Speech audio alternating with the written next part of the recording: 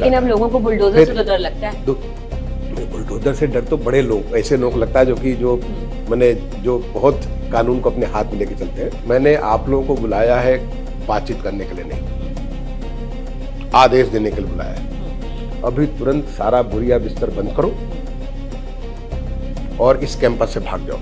मुझे भगवान राम का जो करने का, जिस समय 22 जनवरी को प्रधानमंत्री जी प्राण प्रतिष्ठा कर रहे थे, मेरे आंखों से आंसू गिर रहे थे। लेकिन देखिए प्रधानमंत्री जी की जो व्यक्तित्व है, मैं समझता हूँ कि हमारे देश के लोग हजारों साल तक उन्हें याद रखेंगे कि ऐसा, शायद ये भगवान का बड़ा आशीर्वाद है कि ऐसा व्यक्तित्व हमारे देश को मिला।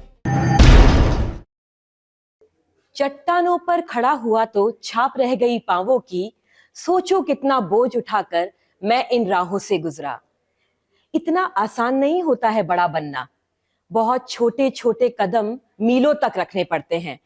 छोटे से गांव मऊ के इलाके से निकलकर एक व्यक्तित्व बन गया, और जानते हैं उत्तर प्रदेश की प्रमुख कुर्सी पे वो विराजमान हुआ, मुख्य सचिव के पद पर। एक बार नहीं बल्कि 3 बार सेवाओं का विस्तार दिया गया। ये विस्तार केवल सेवा का नहीं था, ये विस्तार था राष्ट्र सेवा का। और जानते हैं कहानी कहां से शुरू हुई? एक रोज पिता की आंखें नम थी और हाथ कांप रहे थे। बधाइयों का तांता लग गया था, और लगा भी क्यों नहीं लगेगा, क्योंकि बड़े बाबू साहब का बड़का बेटा कलेक्टर साहिब हो गया था। सब जगहों से बधाइयां आने लगी, और बधाइयां आते आते आप जानते हैं एक तस्वीर खिंचने लगी। पिता ने अपने बेटे को आशीर्वाद में 2 बातें कही। पहली बात ये समझाई कि बेटा, बड़े पुण्यों से तुम IAS बने हो, और इसमें हमारे भी पुण्य है और तुम्हारे भी कर्म है। इस पद पर बैठ करके हमेशा याद रखना, तुम्हें भला करने का और लोगों का बहुत अच्छा करने का मौका मिलेगा। अपनी गठरी को मजबूत करते जाना। और जानते हैं उस पिता ने दूसरी बात अपने IAS बेटे को क्या कही? कि बड़े मन से बड़े फैसले करना, कभी छोटे मन से बड़ा काम मत करना, और जब भी किसी के साथ न्याय करो, क्योंकि तुम उस सीट पर बैठोगे जहां लोगों का न्याय तुम्हारे हाथों में होगा। तो एक बात याद रखना, 10 बार सोचना, और 10वीं बार अपने आप को उसकी जगह पर रखकर सोचना, और ये सोचना कि अगर तुम होते और ये न्याय होता, ये सजा होती, तो क्या तुम पर और तुम्हारे परिवार पे बीतती। इस बात को उस युवा ने अपनी गांठ में बांध लिया और एक लंबा सफर तय किया। 30 साल नहीं, 35 साल नहीं, 40 वर्षों का। ऐसे बहुत कम प्रशासनिक अधिकारी होते हैं जो 40 वर्षों तक इतनी यात्रा सतत करते चले जाते हैं। ये संकल्प, ये संघर्ष और ये सफलता की कहानी लिए हुए जानते हैं मेरे साथ कौन है? उत्तर प्रदेश के पूर्व मुख्य सचिव, आपके सामने संसद के मानचित्र को लाने वाले, अयोध्या का स्वागत करने वाले मेरे साथ हैं दुर्गा शंकर मिश्रा जी। आपका बहुत बहुत स्वागत है टाइम्स नेटवर्क पर। बात पावर कॉरिडोर की है, लेकिन इसमें संवेदनाएं भी डालेंगे हम। संवेदनाएं ये कि एक अधिकारी का चेहरा जो कलेक्ट्रेट में देखा लोगों ने कि DM साहिब हैं, लेकिन एक संवेदनशील अधिकारी जो रात के 12 बजे भी फोन उठाकर एक पिता के आंसू पहुंचता है। आज मैं आपसे सारी बात करूंगी और बेबाक बात करूंगी। बिल्कुल बिल्कुल रमा जी, मैं तैयार हूँ। बिल्कुल, आप बिल्कुल सत्यता के साथ तैयार रहिएगा। बात मेरी सपाट होगी, 100% आपके साथ, थोड़ा मीठा और थोड़ा कड़वा कड़वा भी। बिल्कुल ठीक है, बिल्कुल ठीक। यहां से शुरू करती हूँ। कबीरा खड़ा बाजार में, सबकी मांगे खैर, ना काहू से दोस्ती और ना काहू से बैर। ये आपने 40 साल पहले कागज पे लिख लिया ज्वाइन करने के बाद, और बाद में उसे स्टील की तख्ती पे लगवा के अपनी कुर्सी के पीछे लगवा लिया। ये वाक्य कहां से दिमाग में आया, और 40 साल तक, आपके रिटायरमेंट तक ये चीज आपके साथ कैसे रही? क्या कहानी है? रमा जी, जब मेरा IAS में सिलेक्शन हुआ तो मुझे लगा कि मैं देश के लिए बहुत बड़ी सेवा करने जा रहा हूँ, लेकिन मेरा कोई एक ध्रुव तारा होना चाहिए जो हमारी पर्सनालिटी को, हमारे व्यक्तित्व को, हमारी सोच को सबके सामने उजागर करे। तो बहुत सोचने के बाद मुझे कबीर दास का ये दोहा पसंद आया। कबीरा खड़ा बाजार में, मांगे सबकी खैर, ना काहू से दोस्ती ना काहू से बैर। और मैं जब पहले बार SDM बना बरेली में, तो लकड़ी के तख्ते के ऊपर मैंने अपने ठीक कुर्सी के पीछे लगवा दिया कि जो भी मुझसे मिलने आए उससे ये लगना चाहिए कि ये व्यक्ति किसी से प्रभावित नहीं होगा। with no favor or no expectation from anybody, ये हर चीज को ऑब्जेक्टिवली देखेगा, वो निर्णय वो लेगा जो कि बिल्कुल सही निर्णय होगा। और मैंने फिर उसको जिया। तब से लेकर के जब मैं भारत सरकार में सचिव भी रहा, मैं मुख्य सचिव रहा, सब जगह मेरे कुर्सी के पीछे हमेशा रहता रहा। मतलब लकड़ी की तख्ती स्टील की तख्ती में बदल गई, लेकिन आपका प्रण नहीं बदला। बिल्कुल नहीं। और वो आज भी मेरे वो व्यक्तित्व के साथ है कि मैं सबके प्रति जो है, ना काहू से दोस्ती ना काहू से बैर, सबके प्रति to be good to everybody. बात बहुत गंभीर होती जाएगी, लेकिन मैं थोड़ा सा बात को हल्का कर देती हूँ कि दर्शक समझ पाए कि दुर्गा शंकर मिश्रा की यात्रा क्या है और जो संसद वो आज देख रहे हैं उसके पीछे का चेहरा क्या है। आप बचपन में बहुत शरारती थे। वो मुझे वो 10 कंचों का 100 कंचे बनाने वाला तरीका बता दीजिए, और वो भी बताइएगा साथ में कि आपकी छोटी बहन ने घर के कुएं में फेंक दिया और वही वजह है कि आप एक IAS अधिकारी बने। ये मैं बचपन में मैं कुशाग्र था, पढ़ने में बहुत अच्छा था, कुछ माँ बाप का अच्छा आशीर्वाद था मेरे ऊपर, बहुत पढ़ने में अच्छा था। लेकिन मैं इसका लाभ लेता था कि अपने जो दोस्त मित्र होते थे, मैं तो कम ये सब चीज करता था, मैंने गोली खेलता था लेकिन उतना अच्छा नहीं था। अच्छा। लेकिन मैं लोगों की मदद करने के बदले कहता था, एक तरह से गैंग लीडर हो गया था, लोगों का ग्रुप लीडर हो गया था कि मैं देता था कि चलो 10 कंचे देता हूँ, अब तुम इसको 20 बना के दो। अच्छा। तो मैं 20 दे रहा हूँ, 40 बना के दो। ऐसे ही इकट्ठा करता था। शीशे के कंचे, कलरफुल कंचे बहुत अच्छे लगते थे। और उस जमाने में एक पत्थर का भी कंचा आता था, सफेद सफेद, बहुत सुंदर, बड़ा सलोना सा होता था। मेरे पास इतने कंचे इकट्ठे हो गए, पूरा का पूरा बड़ा सा झोला मेरा भर गया। और फिर मुझे बहुत मजा आने लगा। दोस्त हमारे से सब मदद हमसे लेते थे और हम उनकी मदद के बदले ये लेता था। तो एक दिन मेरी बड़ी बहन हमसे करीब 7 साल बड़ी है, मेरे परिवार में हमसे बड़ी वही है, बाकी उसके बाद में 7 साल के बाद पैदा हुआ। उसको बहुत गुस्सा आया कि तुम पढ़ते लिखते नहीं हो, बस यही घूम घूम करके यही करते हो। उसने सारा सारा कंचा मेरा उठाया और मेरे घर में ही अपना कुआं था, घर के बगल में हमारा कुआं था जो पीने पानी के लिए, उसने सारा का सारा कुएं में डाल दिया। तो मतलब आप जो इतने बड़े अधिकारी बने, आप उनको धन्यवाद करते हैं जाके कि धन्यवाद, आपने वो कंचे डाल दिए सही टाइम पे। बिल्कुल। बड़ी दीदी मेरी माँ के जैसे है। मेरी बड़ी दीदी ने मुझे वैसे ही पाला जो कि एक माँ पालती है। बहुत ध्यान रखा। जब उसकी शादी हुई थी तो मैं उसमें कक्षा 6 में पढ़ता था। और बहुत मेहनत भी किया था उसकी शादी के लिए, क्योंकि मेरे पिताजी बाबूजी थे। आप भावुक हो रहे हैं, मैं समझ सकती हूँ। माँ और माँ समान बहन की बात आए तो पहाड़ से भी नदी निकल जाती है, तो मैं समझ सकती हूँ, हमारे दर्शक भी समझ रहे होंगे। चलिए मैं थोड़ा सा आपको आगे लेकर आ जाती हूँ। आप अक्सर घर की खिड़की पर बैठकर अपने पिताजी का इंतजार करते थे कि पिताजी आएंगे, साथ भोजन करेंगे, फिर वो मुझे अपने पास कहानी सुना के सुलाएंगे।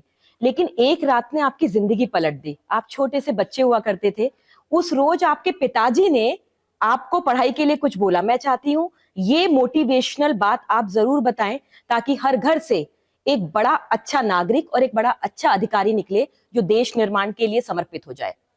ये बहुत एक, मैं तो समझता हूँ कि भगवान की दी हुई एक सौगात थी।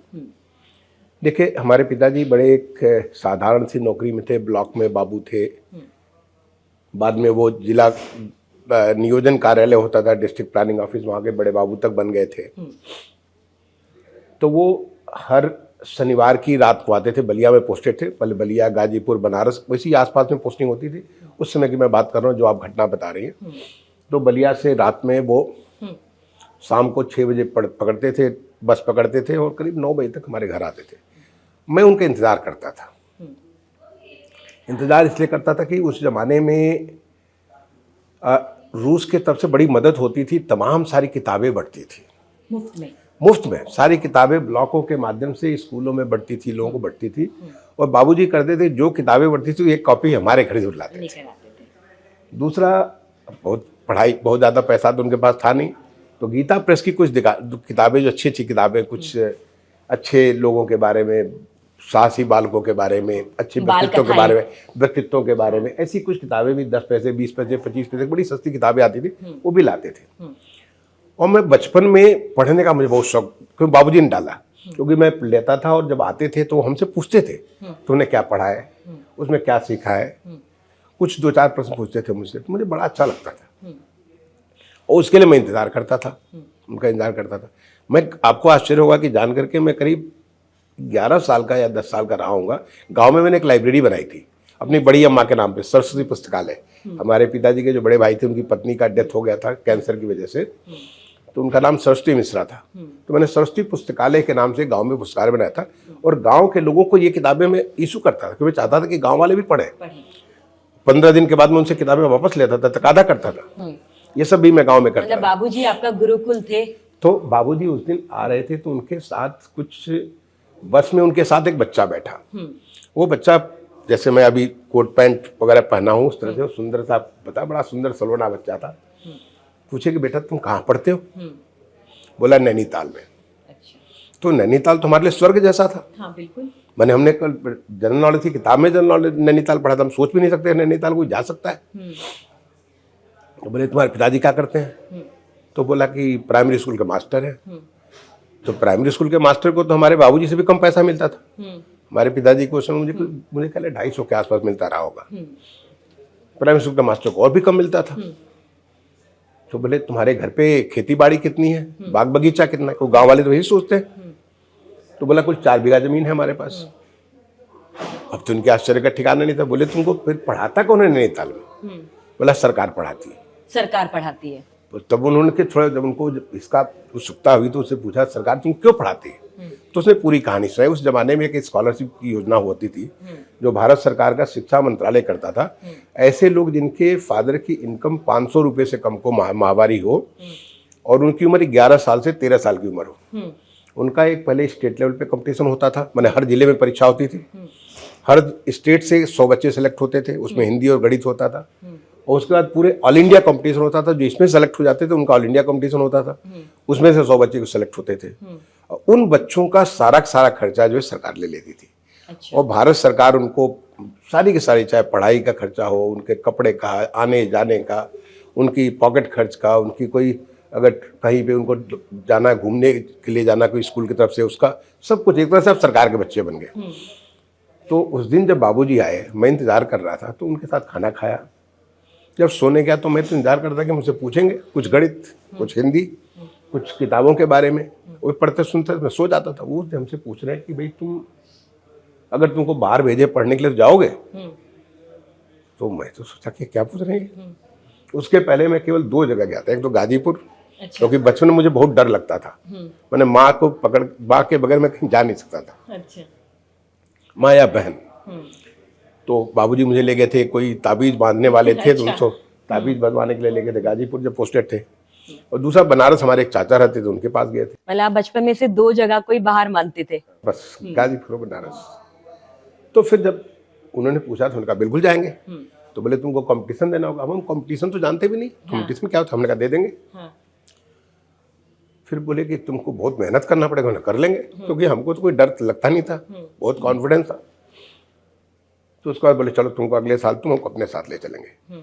तो मैं अपने गांव के स्कूल में पढ़ता था, कक्षा 7 में पढ़ता था। हमारे गांव से करीब 1 किलोमीटर दूर था। तो अगले साल हमको और हमारे छोटे भाई को, दोनों को बाबूजी बलिया में अपने साथ ले गए। माँ और हमारी बहन वगैरह सब लोग गांव पे रहते थे। और उन्होंने फॉर्म भरवाया हमारा। फॉर्म भरवा दिया, इम्तहान है, मैंने इम्तहान दे दिया। रमा जी, आप जान करके आश्चर्य करेंगे कि जब रिजल्ट आया, मैं उत्तर प्रदेश में, मेरा पहला स्थान था। अच्छा। पहले इम्तहान में उत्तर प्रदेश का कंपटीशन जो मैंने बलिया से दिया, उसमें उत्तर प्रदेश में पहला स्थान था। कोई पढ़ाई नहीं, कुछ नहीं, जो मैं अपना पढ़ता था उसी से सब। उसके बाद जो ऑल इंडिया लेवल का कंपटीशन था, जिसके लिए मुझे इलाहाबाद जाना था, मेरे बड़े वाले चाचा थे, उनका बेटा उसमें LLB कर रहे थे। PC Banerjee, sir PC Banerjee hostel में रहते थे। हम लोग गए वहाँ पे ट्रेन से, वहाँ पे जाके उनके हॉस्टल में हम लोग ज़मीन पे चटाई उटाई बिछा के सोए। 1 हफ्ते के लिए बाबूजी ने मुझे ले गए। 5 दिन तो हमारा इम्तहान था। हिंदी था, गणित था, जनरल नॉलेज, जनरल एबिलिटी और इंटरव्यू। 5 दिन तो इम्तहान था। 2 दिन हमको संगम घुमाने और भारद्वाज आश्रम और सब आनंद भवन ये सब दिखाने के लिए ले गए।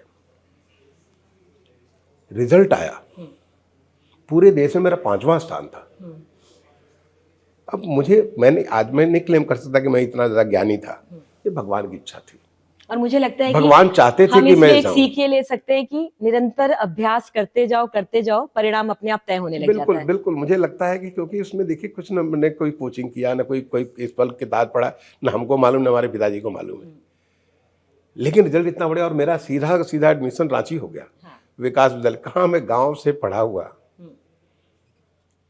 कुछ नहीं, कक्षा 6 में ABCD पढ़ने वाला इंग्लिश मीडियम स्कूल में पहुंच गया मैं।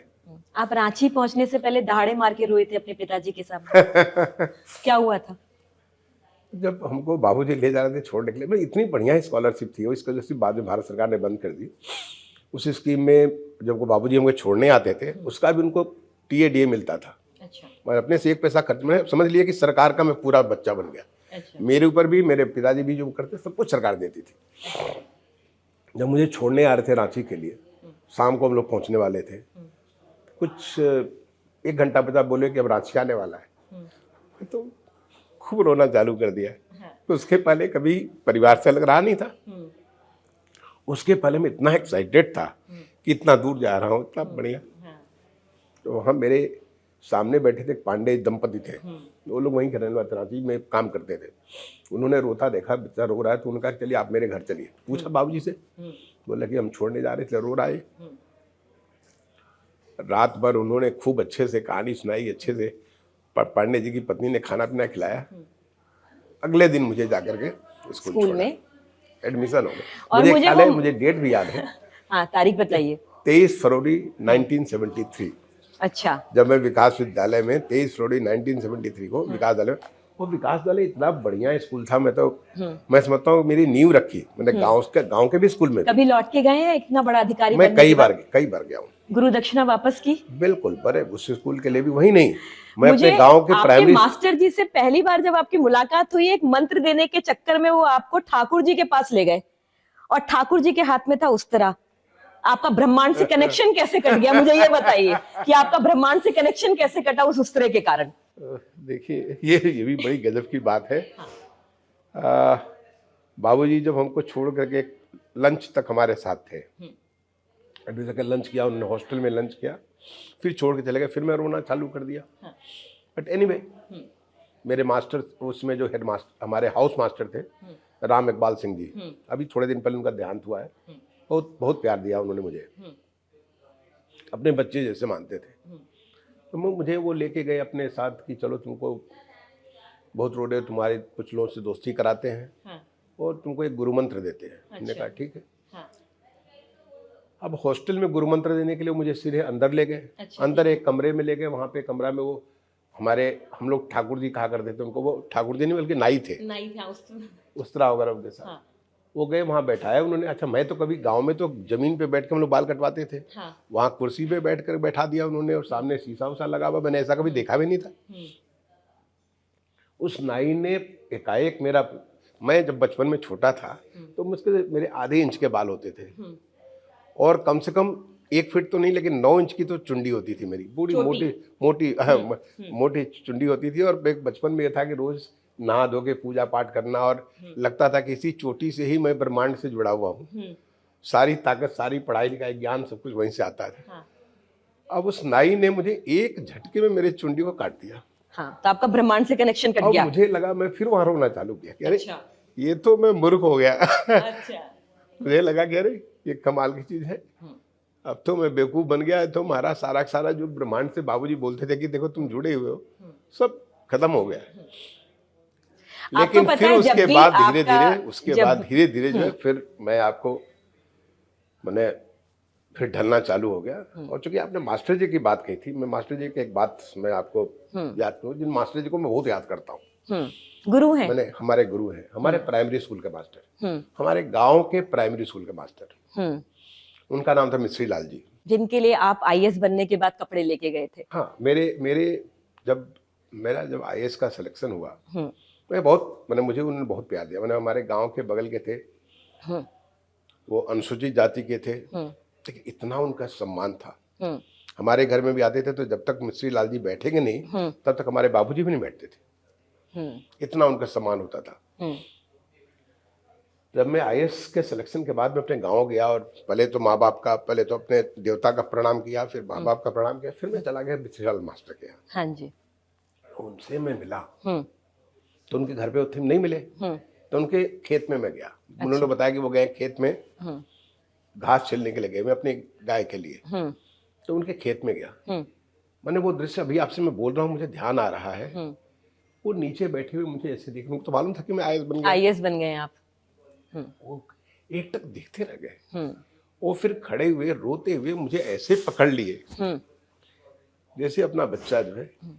मैं कहता हूं कि मुझ में जो स्वच्छ भारत मिशन जो मैंने किया, स्वच्छ भारत मिशन का पहला लेसन मैंने मिस्त्री लाल मास्टर से सीखा। आप इतने बड़े बड़े पदों पर रहे, इतने छोटे, मैं बताता हूँ उनकी बात बताता हूँ। मैंने वो मिस्त्री लाल मास्टर का जो बड़े असाधारण आदमी थे।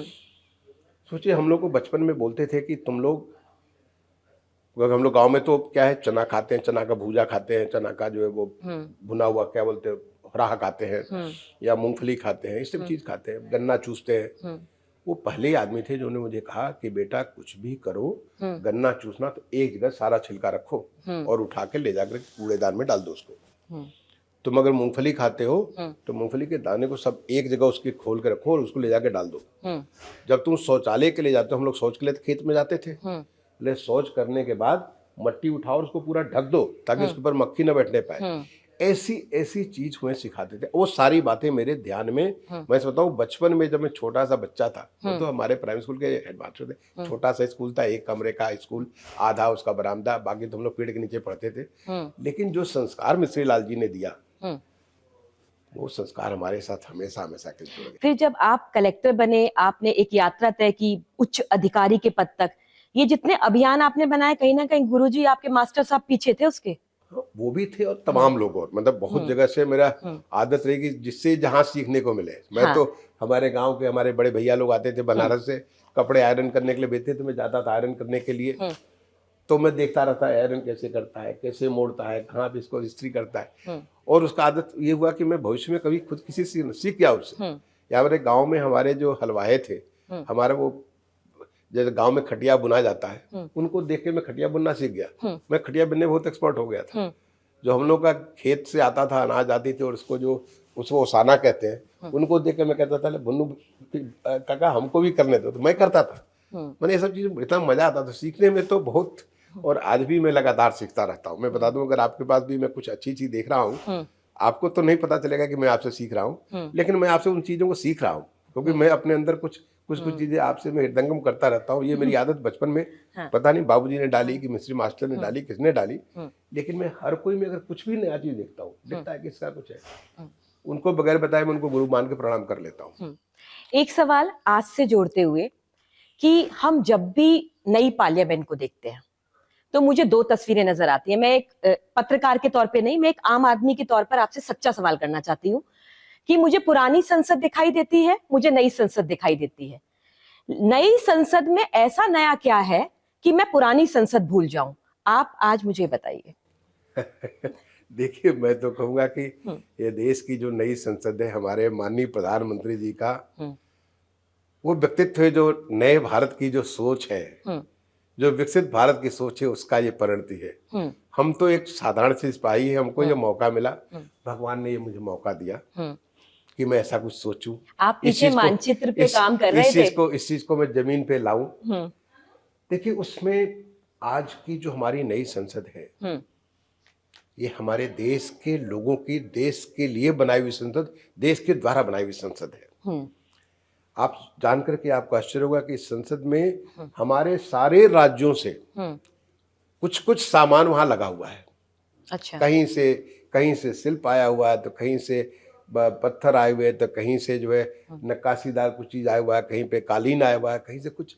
इतना पूरा देश इसमें इन्वॉल्व है। हमारे देश के लोगों ने, विमल पटेल जी ने, हमारे देश की जो संस्था है, उन्होंने उसका पूरा प्लानिंग किया है। जो भी चीज वहां पे उपयोग किया गया है, सारी की सारी चीजें हमारे देश के लिए, और ये एक डिजिटल संसद है। आप सोच नहीं सकते, इसका हर चीज कहीं से भी है, सब कुछ चीज उसके, सब कुछ कैमरे के नजर में है।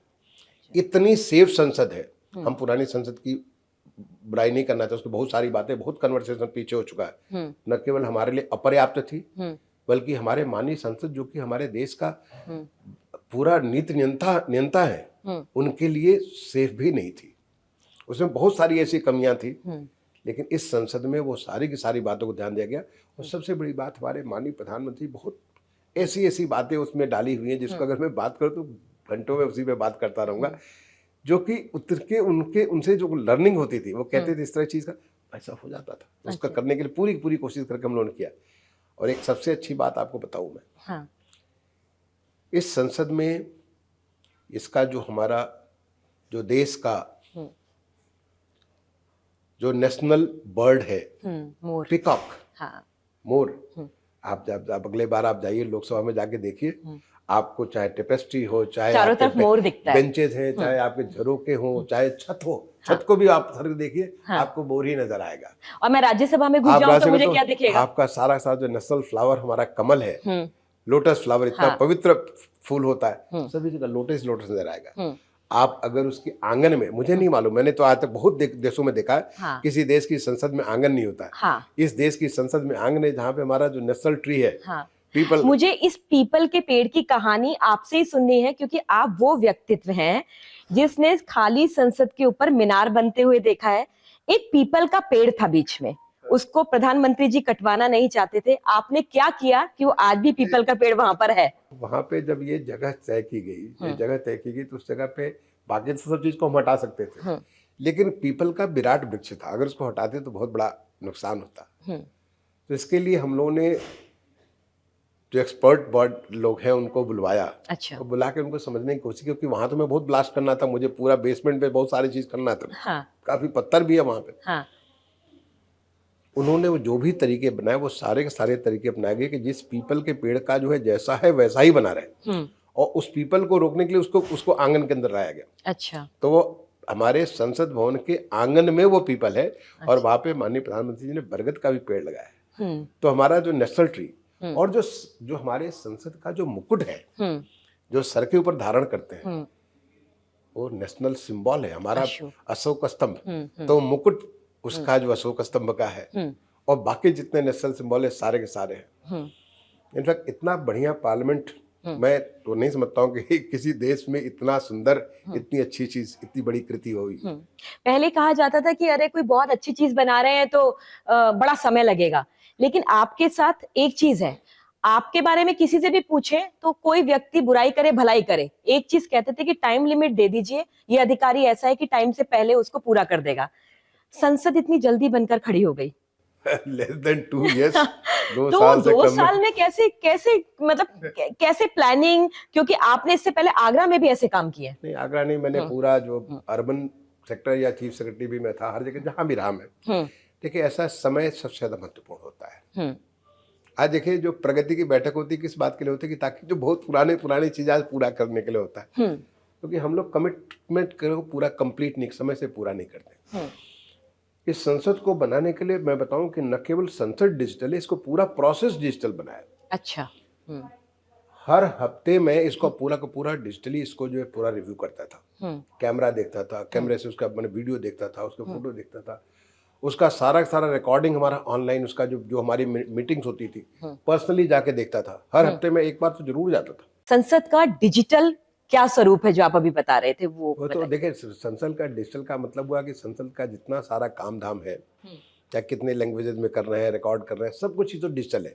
लेकिन वो नहीं, बल्कि उसको बनाने के लिए कंप्लीटली हमने एक ऐसा पोर्टल बनाया। उस पोर्टल के ऊपर जो है हर हफ्ते मैंने हमारा पूरा रिव्यू डिजिटल रिव्यू होता था। कोई ऐसा रिव्यू नहीं कि जिसको कोई लिखने को नहीं जरूरत है, सीधे जो मैंने इंस्ट्रक्शन दिया, और सारी की सारी पार्टीज आप फिजिकली आप प्रेजेंट हो सकते हैं हमारे कमरे में, नहीं है तो आप डिजिटली प्रेजेंट होइए। वो तो जमाना कोविड का था जब ये सारे काम हो रहे थे, आप डिजिटली भी हमसे प्रेजेंट होइए, वो सारी बात रिकॉर्ड होगी, और अगले बार वो सारा बात रिव्यू भी होगा। मैं आपके फोटो भी देखता था, वीडियो भी देखता था, और फिजिकली भी जाकर के देखता था। तो इतना इंटेंस इसका रिव्यू किया गया। यही नहीं, बल्कि जो आप सोचिए कि जो काम हमारा, कोई पता चला कि राजस्थान में काम चल रहा है, कोई हमारा काम यूपी में चल रहा है, कोई काम गुजरात में चल रहा है, कोई महाराष्ट्र में चल रहा है, कोई कर्नाटका में चल रहा है, सब जगह का उसका सारा रिव्यू होता था कि वहाँ पे इतना चल रहा है, वहाँ यह प्रोग्रेस है, ये आपका टाइम बाउंड है, आपका यह इंस्पेक्शन होना है, ये सारी की सारी चीज़ें बहुत मैसिव रिव्यू।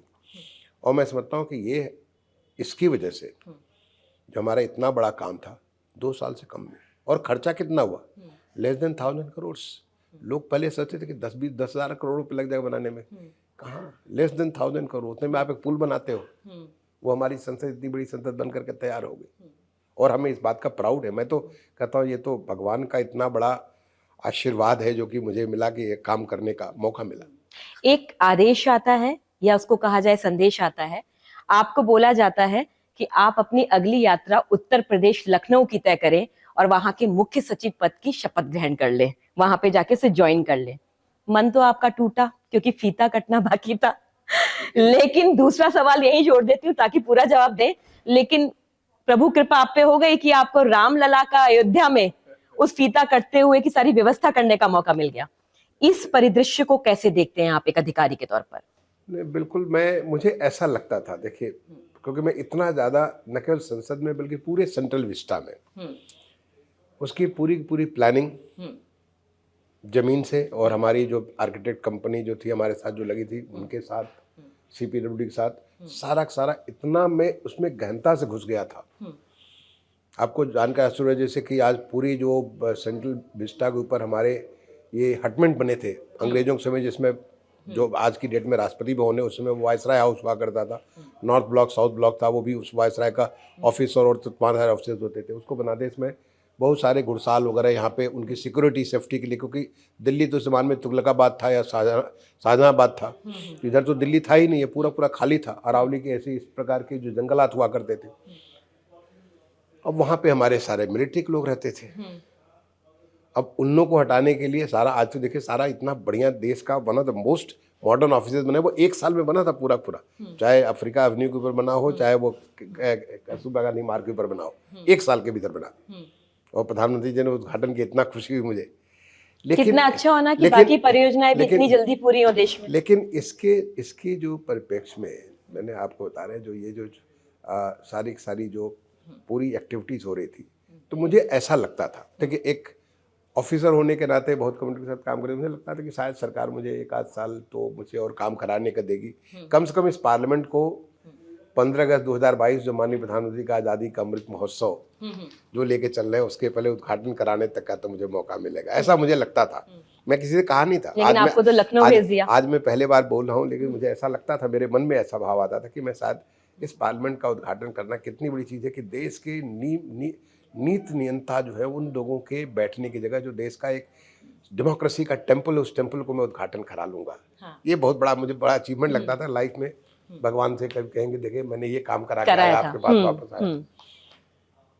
लेकिन मुझे यूपी का चीफ सेक्रेटरी बन गया, मैं बिल्कुल भेजा गया। तो मुझे एक बात तो बहुत खुशी हुई कि यूपी का रहने वाला हूँ, यूपी में शुरुआत की सारी सर्विस मैंने एज ए कलेक्टर हम सब कुछ किया है। और मुझे भगवान वापस बुलाए हैं कि चलो तुम अपने यूपी के लिए कुछ अच्छा करो, बढ़िया करो, करके दिखाओ, तुमने जो भी सीखा है, जो भी तुमने अपने जिंदगी में नया चीज किया, उसको करके दिखाओ। तो मुझे लगा है बड़ी अपॉर्चुनिटी मेरे लिए, और मैं उसी पूरे भाव संकल्प के साथ गया कि मैं उत्तर प्रदेश के लिए जो भी होगा, और मैं अपने मुख्यमंत्री जी को जानता था, माननीय योगी आदित्यनाथ जी को जानता था कि कितना उनमें मेरा एक सवाल ये भी है उनका कितना काम करने का। तो मुझे लगा कि चलो उनके, आज मैं दिल्ली में काम करता, मैं वहां मुझे करने का मौका होगा। लेकिन मन में एक ठेस था कि यार पार्लियामेंट तो मुझे छूट गया, नहीं करा पाया मैं।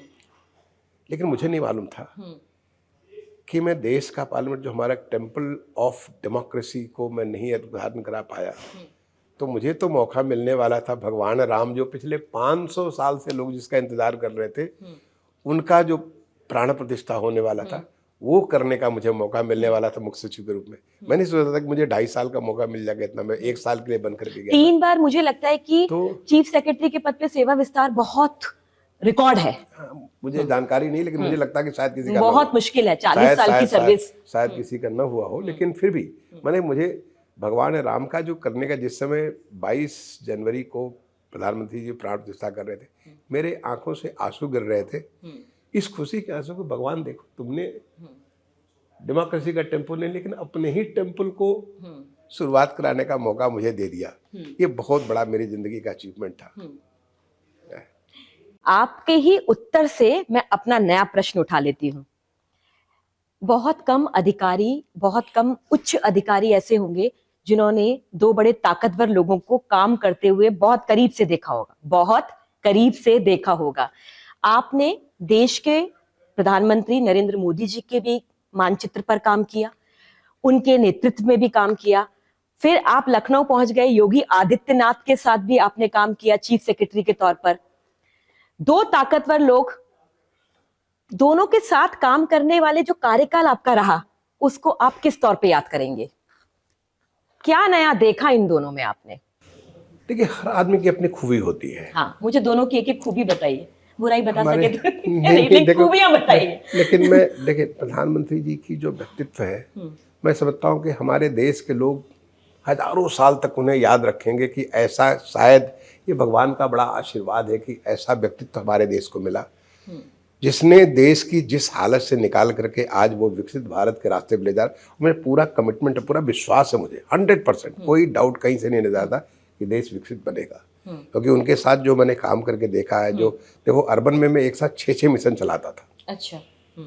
चाहे स्वच्छ भारत मिशन हो, लोग कहते थे इम्पॉसिबल है, आज देखिए स्वच्छ भारत मिशन लोग पॉसिबिलिटी के तौर पे देखते हैं। आपका जो स्मार्ट सिटी मिशन था, बिल्कुल कुछ नहीं था, जीरो था, वहां से हमने उसको बढ़ाया। प्रधानमंत्री अधिकारियों के साथ कैसे काम करते हैं? प्रधानमंत्री आवास योजना थी, 1 करोड़ से ज्यादा मकान बनाए, कोई सोच भी नहीं सकता था, दुनिया में कहीं भी आज तक हुआ नहीं काम। 1 करोड़ मकान बन गए।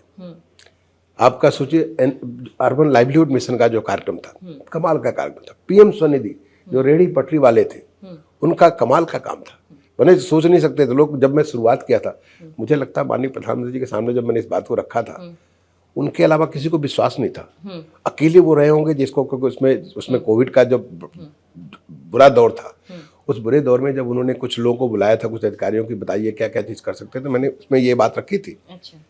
मैं समझता कि उनके अलावा वहाँ पे जो हॉल में जो लोग बैठे थे, किसी को विश्वास नहीं होगा कि ये काम हो सकता है। बहुत लोगों ने डाउट भी शेयर किया, लेकिन प्रधानमंत्री जी ने कहा आगे बढ़िए, और देखिए उनका आशीर्वाद है, उनका जो एक प्रताप है कि आज रेहड़ी पटरी में 1 करोड़ के आसपास लोगों को फायदा हो चुका है। फिर ऐसे ही आप अब देखिए कि मेट्रो के बारे में, मेट्रो कहाँ था, 5 शहर में, आपने तो 4 मुझे सौभाग्य मिला, लेकिन ये जो प्रधानमंत्री का जो लगातार आशीर्वाद मिलता था, जो उनके जो डायरेक्शन होते थे, क्योंकि वो इतना नजदीक से चीजों को देखते, इतनी गहराई से देखते, तो उनकी जो क्षमता है वो कमाल की है। मैं तो इतना सीखता रहता हूँ, मैंने कहा सबसे सीखता हूँ, उनसे भी बहुत सीखता हूँ, मैं बहुत सीखता हूँ, मैं बहुत सारी व्यक्तित्व मेरा जो है। बाकी के प्रधानमंत्रियों की जो फेहरिस्त है, उससे आज के प्रधानमंत्री को आप किस एक गुण की वजह से अलग मानते हैं? वैसे तो वो देश के अलावा कुछ सोचते ही नहीं है, शायद, मुझे ऐसा लगता है।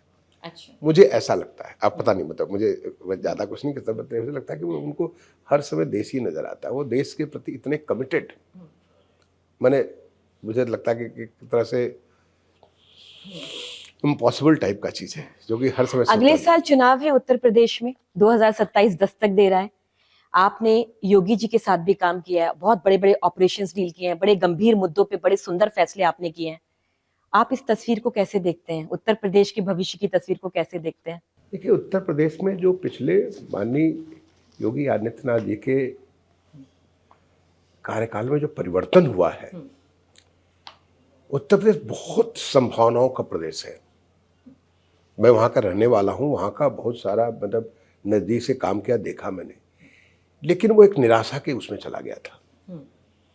जिस प्रकार से उत्तर प्रदेश में शांति व्यवस्था को, लगभग सभी प्रकार के उसमें काम किया मैंने, सबके नज़दीक रहा हूँ मैं, ऐसा नहीं, क्योंकि मैं तो काम करने वाला था। देखिए, मैं किसी से ना काहू से दोस्ती, ना काहू से बैर।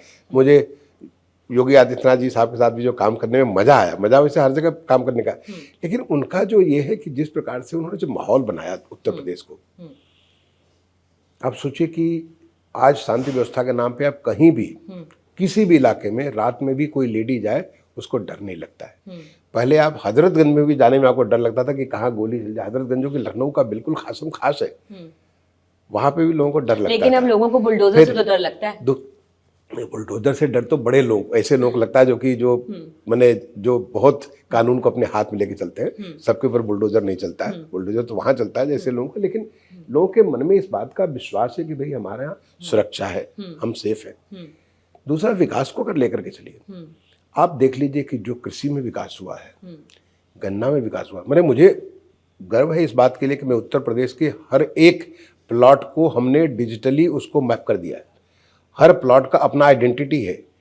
जो एग्रीस्टैक जो कार्यक्रम माननीय प्रधानमंत्री का देश के लिए है, उस कार्यक्रम में उत्तर प्रदेश काफी अग्रणी है।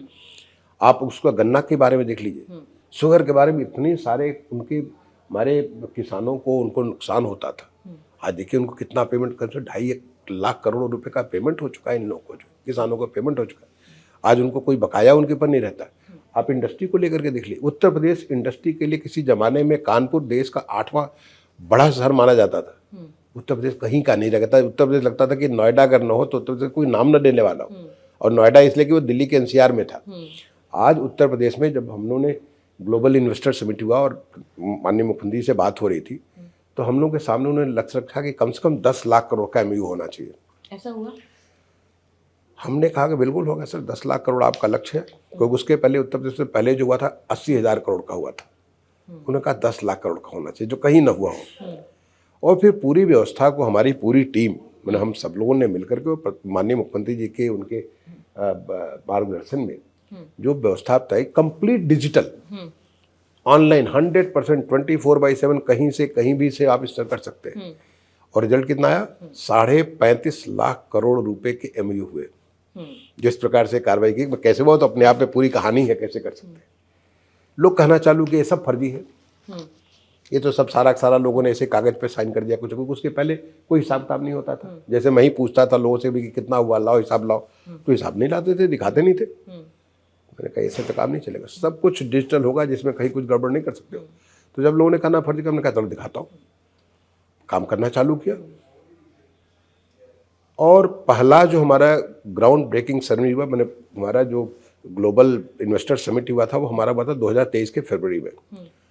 ठीक 1 साल के बाद 2024 के फरवरी में जब हमने पहला ग्राउंड ब्रेकिंग सेरेमनी हुई, 10.26 लाख करोड़ के प्रोजेक्ट ग्राउंड कर दिए गए।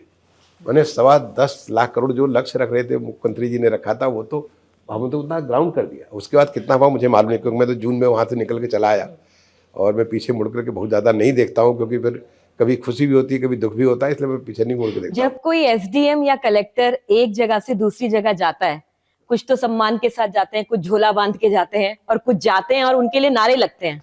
अब आप समझ जाएंगे मैं क्या कहना चाहती हूँ। कुछों के लिए नारे लगते हैं कि डीएस मिश्रा मुर्दाबाद, डीएस मिश्रा हाय हाय। वो व्यक्ति बरेली से निकलता है चित्रकूट ज्वाइन करने के लिए, और स्वागत में एक भीड़ होती है और कहती है दुर्गा शंकर मिश्रा मुर्दाबाद। तो ये इतने आंदोलनकारी अधिकारी रहे आप कि आपका स्वागत कभी फूल माला की जगह पे ऐसे जहां आप गए वहां पे फर्नीचर तोड़ दिया, ये कर दिया, ऐसा क्यों? ये घटना है, ये मैं अच्छी घटना, सही घटना आपने याद दिलाया। कहीं से कहाँ से आपने जानकारी पता नहीं। मैं बरेली में एसडीएम था। हाँ। 1986 में मसूरी की ट्रेनिंग के बाद मैं एसडीएम था बरेली में, आंवला का एसडीएम था। वहाँ से 87 के सितंबर में मेरी पोस्टिंग हुई चित्रकूट में एडीएम के लिए। उस जमाने में 5 पोस्ट होती थी, बड़ी इंपॉर्टेंट पोस्ट थी। उस 5 में एक ये भी था, एडीएम पोस्ट थी। बड़ा जो लोग अच्छा माने जाते थे, अच्छा काम करने वाले माने जाते थे, मेरी एडीएम चित्रकूट पोस्टिंग हुई। तो मैं तय किया कि मैं बरेली से चित्रकूट बाई रोड जाऊंगा, कार से जाऊंगा। मेरे जाने का मकसद ये था कि मेरी वाइफ थी, मैं अपने वाइफ को आईआईटी कानपुर दिखाना चाहता था। अच्छा।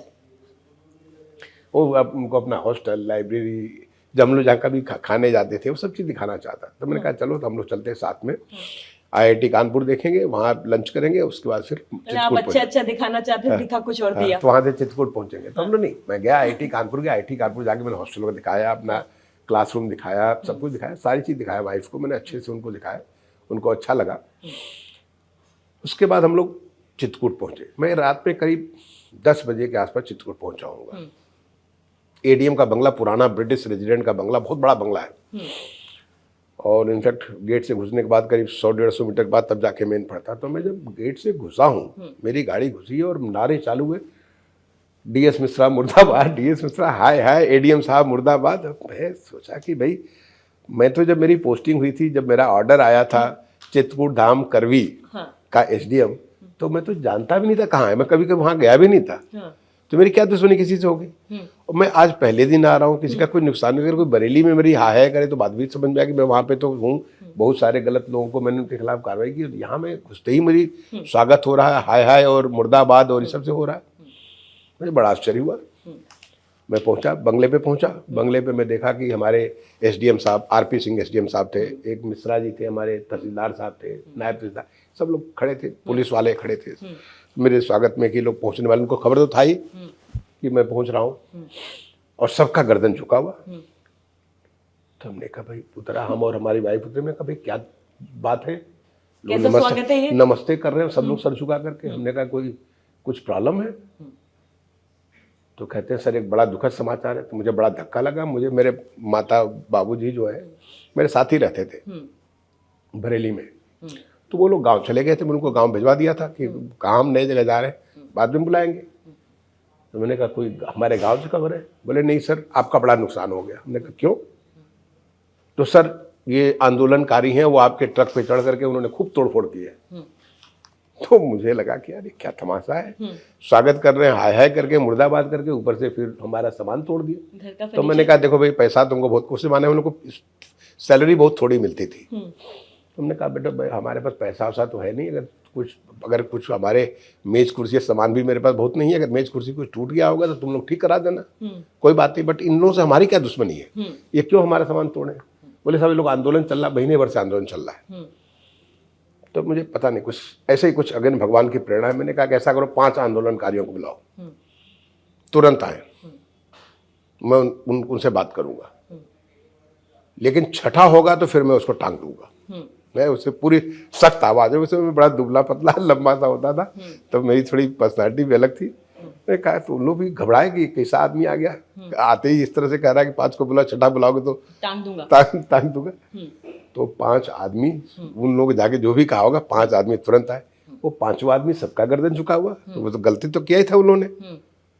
तो जब आदमी गलत करता है तो उसको तो मन में ग्लानि तो होती है, चाहे जैसा भी। मैं वहाँ ऊपर से थोड़ा ऊपर उसका उठा हुआ अपने बिल्डिंग का बड़ा पुराना बंगला है, अंग्रेजों का बनाया बंगला है। तो मैंने वहाँ से उनको कहा कि भाई देखो मैंने आप लोगों को बुलाया है बातचीत करने के लिए नहीं, आदेश देने के लिए बुलाया है। अभी तुरंत सारा बोरिया बिस्तर बंद करो और इस कैंपस से भाग जाओ।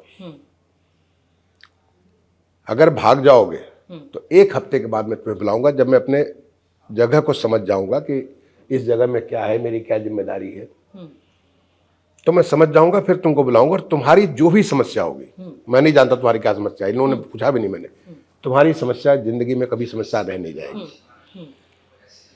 लेकिन अगर नहीं भागे तो कल सुबह उठ करके मेरा एज एडीएम पहला ऑपरेशन होगा, तुम सबकी इतनी पिटाई कराऊंगा, पिटाई करके सबको अस्पताल में भर्ती करा दूंगा। मेरा क्या बिगाड़ लोगे? अधिक से अधिक मेरा ट्रांसफर करा दोगे, तो मेरा जो ट्रक में सामान रखा हुआ है मैं लेकर दूसरे जगह चला जाऊंगा, मेरा कुछ नहीं बिगड़ेगा। मैं एक जगह चल चुका, दूसरे जगह चला जाऊंगा।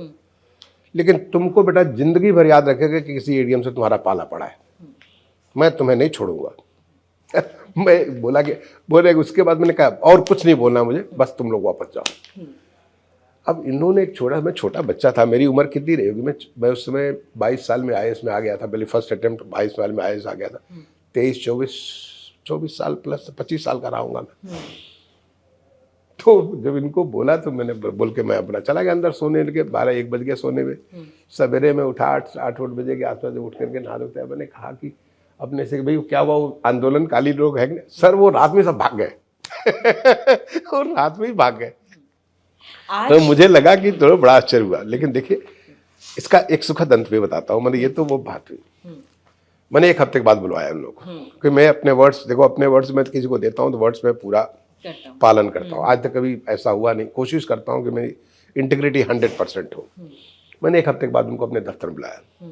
उनमें से एक बाद में कैबिनेट मिनिस्टर भी बना, जो लोग आए थे। मैं ये सवाल आपसे पूछूंगी नहीं, क्योंकि जिस आपने डंडे बरसाए वहाँ सारे कैबिनेट मिनिस्टर हैं, मैं नाम नहीं लूंगी। तो मैं बताता हूँ। फिर उसके बाद उनको जो है मैंने बुला के पूछा बताइए अब आप लोगों को क्या तकलीफ है। तो उन्होंने कहा सर हम लोग इतने सालों से आंदोलन कर रहे हैं, अब देखिए इतना बड़ा ये जगह है, यहाँ पे कोई डिग्री कॉलेज नहीं, हमारी लड़कियों को पढ़ने के लिए जाना पड़ता है, इलाहाबाद जाना पड़ता है, बांदा जाना पड़ता है, यहाँ से बांदा पड़ता है करीब 70-80 किलोमीटर, इलाहाबाद पड़ता है 100 किलोमीटर।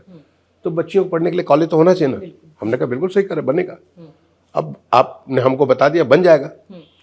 एंड मैं उसके बाद पहले तो उनके लिए ज़मीन देखा, फिर स्टेट गवर्नमेंट को लिखा कि ज़मीन हो गई, कि ज़मीन वैसे नहीं हो रहा था, ज़मीन हो गया। उसका नींव आ गया कि उसकी नींव रखी जाएगी, और वहाँ से उत्तर प्रदेश सरकार से चिट्ठी आई कि इसका नाम रखा जाएगा पंडित गोविंद बल्लभ पंत राजकीय महाविद्यालय। अब आपने नाम भी बदल दिया था। तो मैंने जब ये चिट्ठी पढ़ा, मैं बहुत अबोध था, मैं कहूँगा बहुत अबोध था।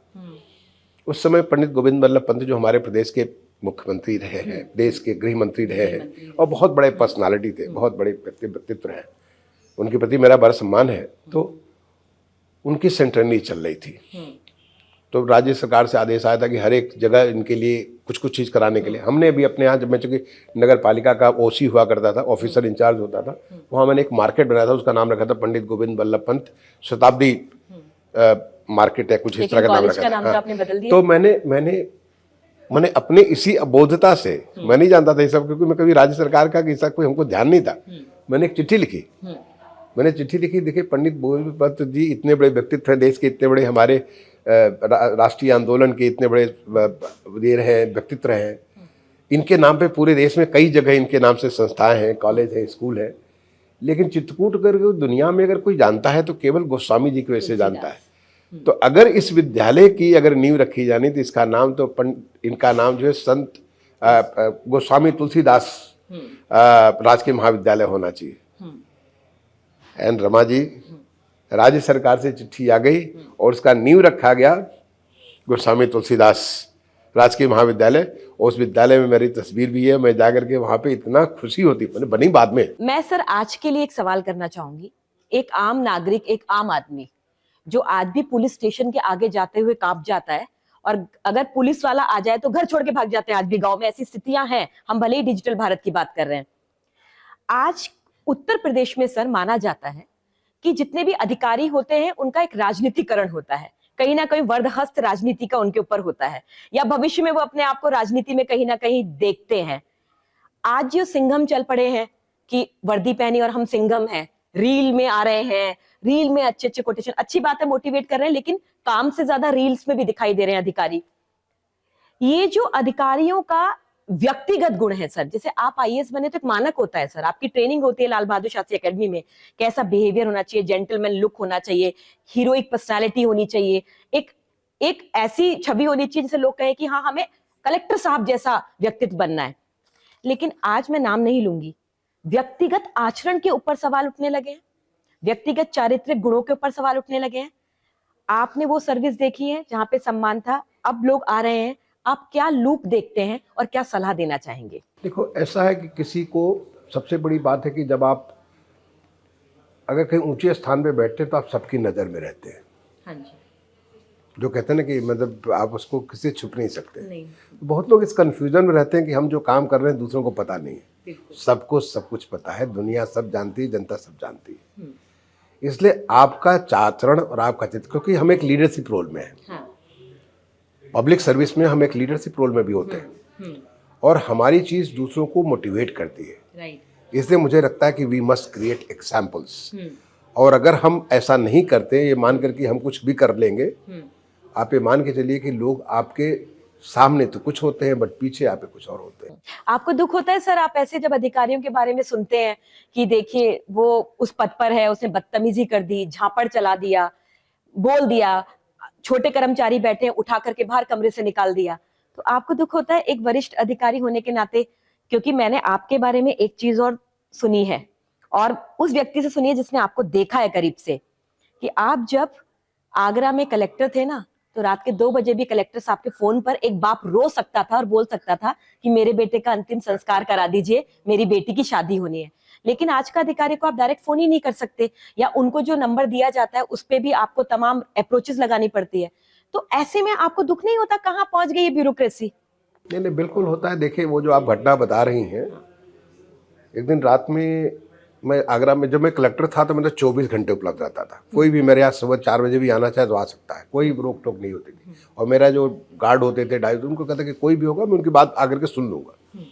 ऐसे रात में करीब मुझे ख्याल है 9:30-10 बजे के आसपास एक बूढ़ा आदमी आया। बूढ़ा आदमी कहूँगा 50 साल की, गाँव वाला था, 50 ने कहा। मैं तुरंत आया अपने ऑफिस में, हम लोग का एक कैंप ऑफिस होता है। मैं आया, उनसे पूछा कैसे आप इस समय? हुजूर, हमको कल अपनी बेटी की शादी करनी है। हमने बताओ तो क्या मदद चाहिए? हमारे बेटे का एक्सीडेंट हो गया है, वो किसी काम के लिए गया था, एक्सीडेंट हो, उसका डेथ हो गया है, और उसको पुलिस वाले उसकी बॉडी लेके गए हैं। अगर हम बॉडी रात में जला लेंगे तो कल सुबह जो है उसका जो है हम बेटी का अपना आपको बाराती आएंगे, उसका पीला कर लेंगे, हाथ पीला कर लेंगे। मैंने कहा ठीक है, कैसे? तो लोग कह रहे साहब कलेक्टर साहब ही कर सकते हैं और कोई नहीं कर सकता। हमने कहा ठीक है, उसका पोस्टमार्टम होना है ना, तो पोस्टमार्टम हो जाएगा और आपको बॉडी मिल जाएगी, रातों रात आप कर लेंगे। मैं तुरंत सीएमओ को फ़ोन किया, मैंने कहा इमीडिएटली ये बॉडी आई है, इसका पोस्टमार्टम हो जाना चाहिए, और जब तक पोस्टमार्टम होगा नहीं तब तक मैं जगह हूँ। बोला सब आपको एक राइटिंग में आदेश देंगे तभी हो पाएगा, क्योंकि तो सब चालाक लोगों को तरीका होता है सब। अब जब तक आपके, हमने कहा कुछ नहीं, आप तुरंत तैयारी करिए, डॉक्टर पहुँचे, जब तक डॉक्टर पहुँचेंगे मेरा आदेश पहुँच जाएगा। मेरा पीएस वहाँ पे हमेशा ड्यूटी पे रहते लोग, हमने कहा तुरंत लिखवाया, मैंने लिखवा के मैंने कहा उनको आदेश दिया कि मैं अपनी इस ऑर्डर को, अपने इस एक्स्ट्राऑर्डिनरी पावर है उसको यूज़ करते हुए इसको परमिशन देता हूँ।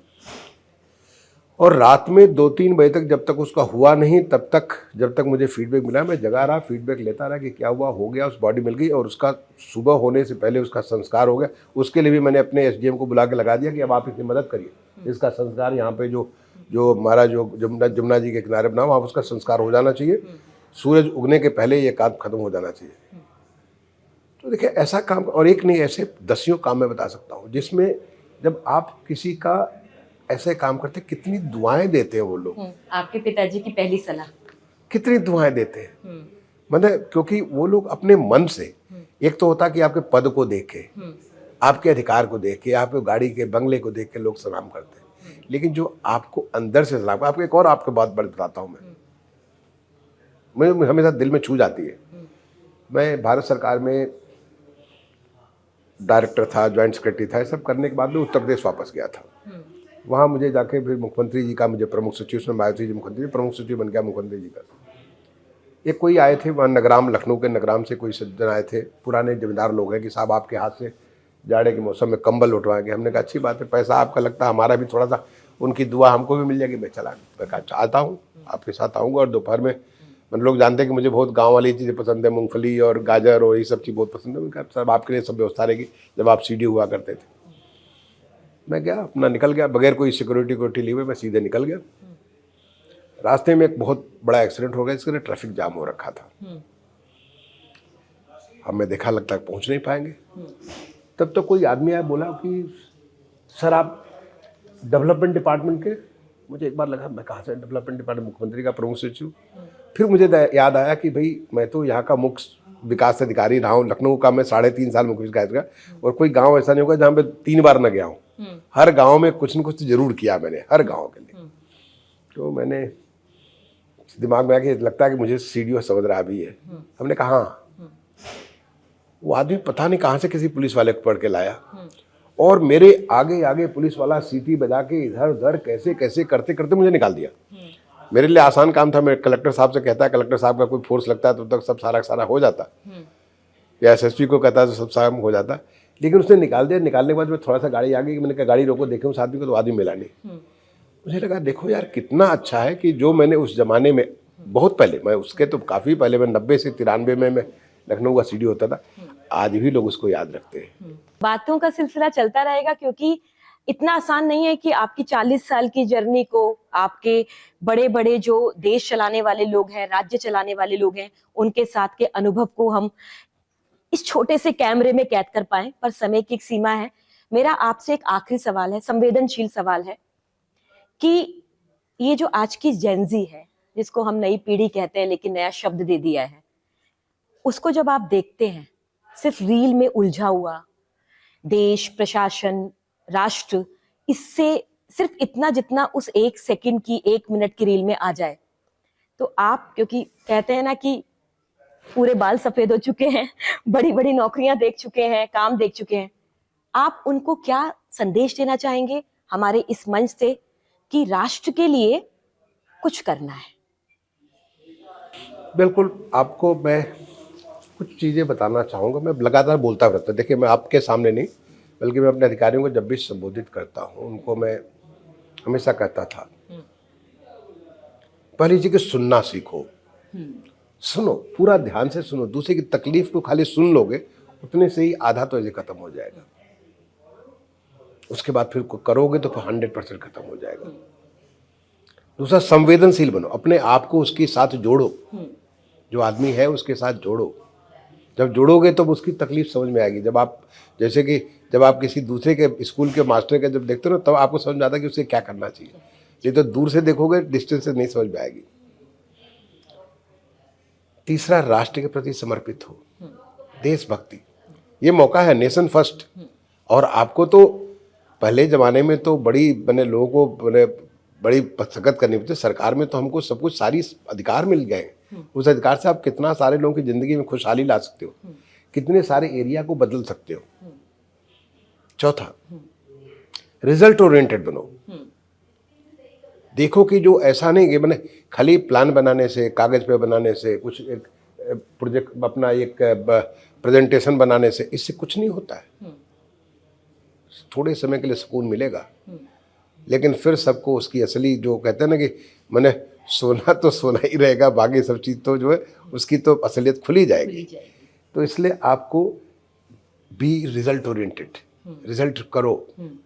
आप उसको देखो कि कैसे, क्या आपको जिस चीज़ के बारे में, जब तक उसके बारे में आप गहराई में नहीं जाओगे तब तक उसका रिजल्ट नहीं दे पाओगे। गहराई में जाओ, जाकर उसका रिजल्ट निकालो। और सबसे बड़ी चीज़, ये मौका बार बार नहीं मिलेगा आपको। आप किसी चीज़ को कहोगे कि नहीं, ये संभव है, हो ही नहीं सकता है, ऐसा नहीं। दुनिया में कुछ भी असंभव नहीं है।